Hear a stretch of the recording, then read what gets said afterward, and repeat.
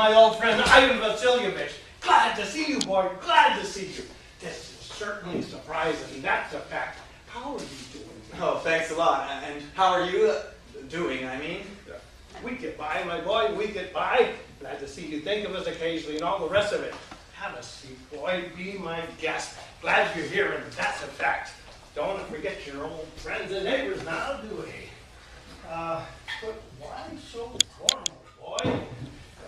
What's the occasion? You're all dressed up and everything. You going to a party or what? No, I only came to see you, Stepan Stepanovich. But why the fancy clothes? It looks like you're still celebrating New Year's Eve. Well, I'll tell you. You see, Stepan Stepanovich, I hope I'm not disturbing you, but I came to ask you for a little favor. This isn't the first time I've had the occasion, as they say, to ask you for help, and I want you to know that I really admire you when I do it. What I mean is, look, you'll have to excuse me, this is making me really nervous. I'll just have a little drink of water, if that's all right with you. He wants me to lend him money, but I won't. So, what's a big boy like you doing here? What is it that you want? You see, I really have the greatest respect for you, Stepan Stepanovich. Excuse me. I mean, Stepan, excuse me, bitch.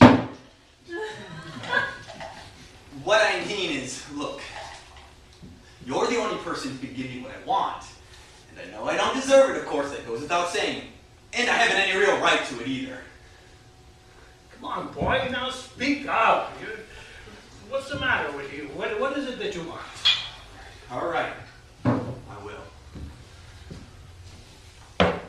What I came for is, I came to ask the hand of your daughter, Natasha. Oh, Mom.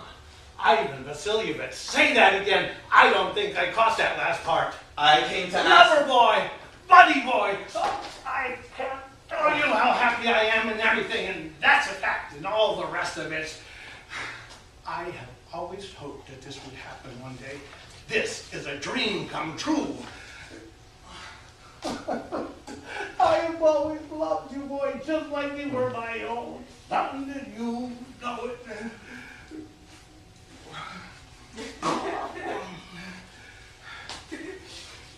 God bless you both and all the rest of it.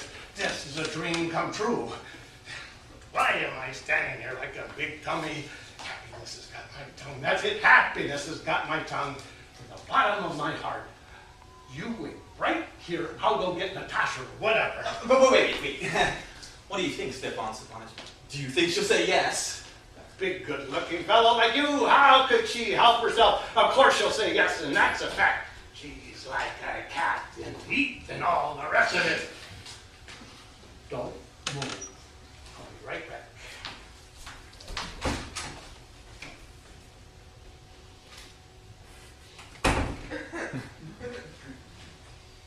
Must be cold in here. Started to shiver just like I was going to take an exam. The main thing is you have to make up your mind. Just keep thinking about it, argue back and forth, talk a lot, wait for the ideal woman, or for true love, you'll never get married. Whew, it's cold in here. Natasha is a very good housekeeper. She's kind of good looking, she's been to school. What more do I need? Starting to get this hum in my ear again. Must be my nerves. And after all, I can't just not get married. First of all, I'm already 35 years old. And that's about what they call a turning point. Secondly, I need to start living a regular, normal life. There's something wrong with my heart. I'm always nervous as a tick, and the least little thing can drive me crazy. Like right now, for instance. My lips are starting to shudder, and this little what's-it keeps twitching in my right eyelid. But the worst thing about me is sleep. I mean, I don't. I go to bed, and as soon as I start to fall asleep, all of a sudden something in my left side goes dirk, and it pounds up into my shoulder and over my head, and I jump out of bed like a crazy man, and I walk around for a while, and I lie back down, and as soon as I start going to bed, all of a sudden something in my left side goes dirk, and this happens 20 times a night. Oh, it's you? It's just you? And Papa said go take a look in the other room. Somebody wants to sell you something. Oh well. How are you anyway? How do you do, Natasha? You'll have to excuse me. I'm still in my apron. We were shelling peas. How come you haven't been by to see us for so long? Sit down. You feel like something to eat? No, thank you. I ate already. Huh. You smoke? Go ahead, if you want to. Here's some matches. Beautiful day today, isn't it? And yesterday it was raining so hard the men in the hayfields couldn't do a thing. How many stacks you people got cut so far? You know what happened to me? I got so carried away I had them cut the whole meadow. Now I'm sorry I did. The hay's going to rot. Oh my, look at you. What have you got all those fancy clothes for? Well, if you aren't something, you go to a party or what? You know? These days. Anyway, what are you all dressed up for? Well, you see, Natasha, what I came for is, the fact is I came to ask you to listen to what I have to say. Now, of course, you'll probably be sort of surprised and maybe even get mad, but it's awful cold in here. So what'd you come for, huh? Huh? I'll try to make this brief. Now, Natasha, you know we've known each other for a long time, ever since we were kids. And I've had the pleasure of knowing your entire family. My poor dead aunt and her husband. As you know, I inherited my land from them. They always had the greatest respect for your father and your poor dead mother. The Lomovs and the Chubokovs have always been on very friendly terms, almost like we were related. And besides, well, you know this already. And besides, your land and my land lie right next door to each other. Well, take my meadowland, for instance. It lies right alongside your birch grove. Excuse me, I don't mean to interrupt you, but I think you said my meadowland. Are you saying meadowland belongs to you? Well, yes, as a matter of fact, I am. Well, I never. Meadowland belongs to us, not you. No, Natasha, meadowland is mine. Well, that's news to me. Since when is it yours? What do you mean, since when? I'm talking about that little pasture they call meadowland. The one that makes a wedge between your birch grove and Burn Swamp. Yes, I know the one you mean, but it's ours. Natasha, I think you're making a mistake. That field belongs to me. Ivan Vasilievich, do you realize what you're saying and just how long has meadowland belonged to you? What do you mean, how long? As far as I know, it's always been mine. Now, wait just a minute. Excuse me. Now, it's all very clearly marked in the deeds, Natasha. Now, it's true.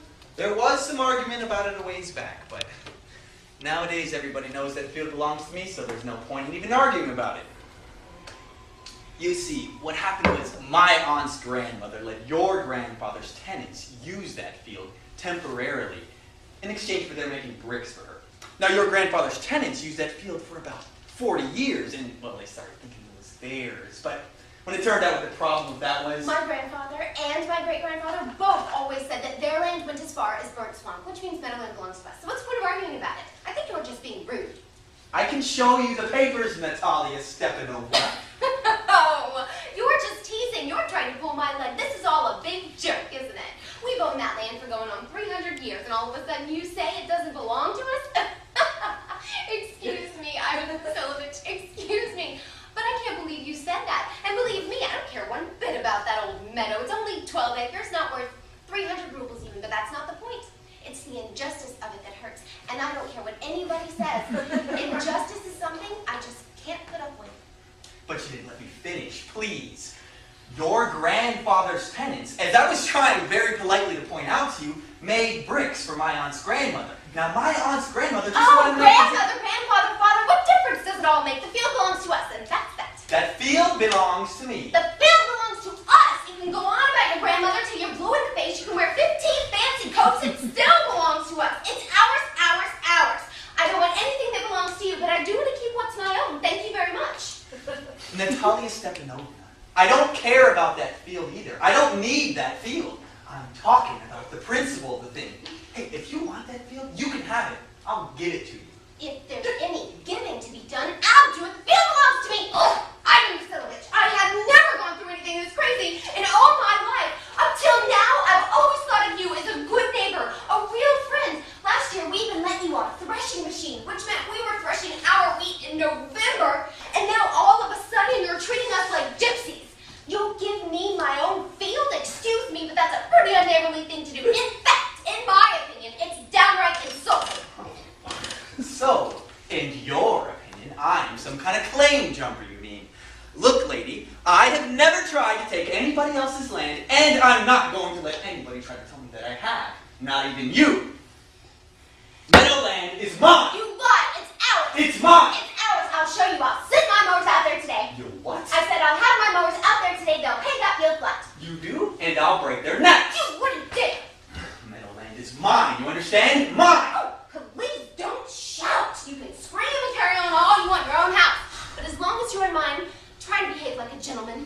I tell you, if I didn't have these murmurs, these awful pains, these veins throbbing